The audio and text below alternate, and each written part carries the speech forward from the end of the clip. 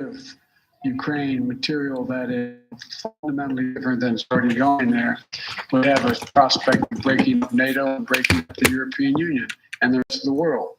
We're going to give Ukraine what it needs to be able to defend itself, to be able to succeed and succeed in the battlefield. And all right. The other piece of this is, you may recall, one of the reasons why. This is the video. This is the press conference. The calculation, but and we'll answer whatever questions we can answer. Face to face. So if you put questions in the comments, I will try to answer them. This is Biden talking about what's going on in Ukraine right now, or talking about with Zelenskyy at his press conference. They're not looking to go to war with Russia. They're not looking for a third world war.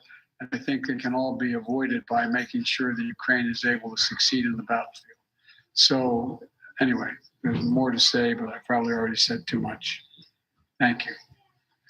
Well, thank you all very, very much. Appreciate too late. Your That's time it. And attention.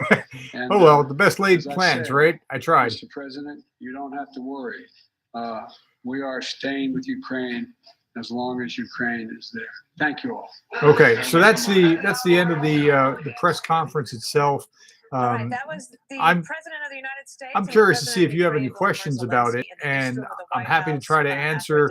Zelenskyy just got to Washington, and that is there are some great questions like why don't you give all the support that you can right now? And I think Biden did a good job answering it. He's got to hold the coalition together. That's far more important than just about anything else. Because if Putin can break, let me turn the sound off. If Putin can break, if he can break the alliance, Ukraine has a chance of losing. If the alliance holds, I don't think Putin can win. What did you all think about it if you were just watching the press conference? Okay. One said, I just watched it. I missed most of it. A short recap would be nice. It was basically everything that you would expect it to be. Just, hey, we're here. We're going to give our full support for Zelenskyy. Zelenskyy saying thank you for this huge. He's talking about $45 billion.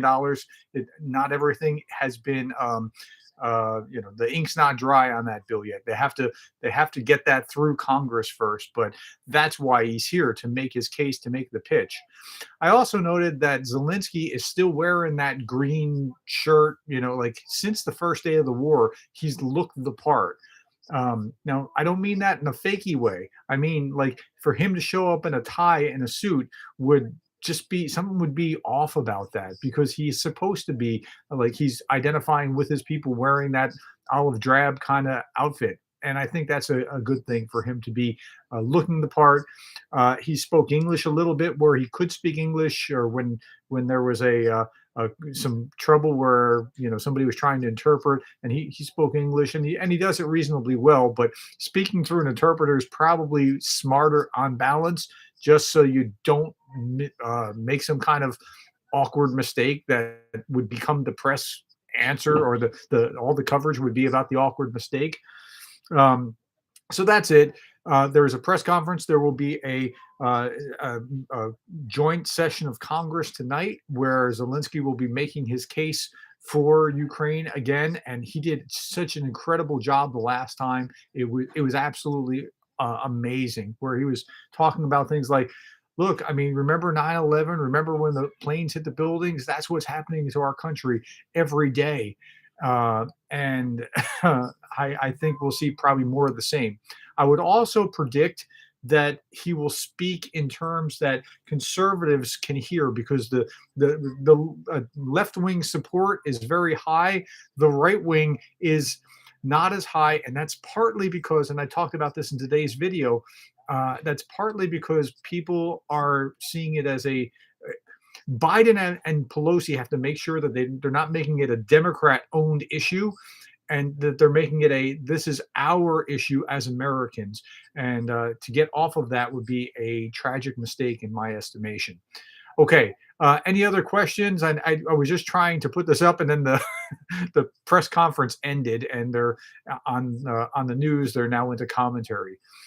Do I know how much Patriots will be delivered? I don't know, but it does seem like the approval for 1.8 $8 billion worth of this package, including Patriots, will be is kind of in the works. It's already kind of a done deal.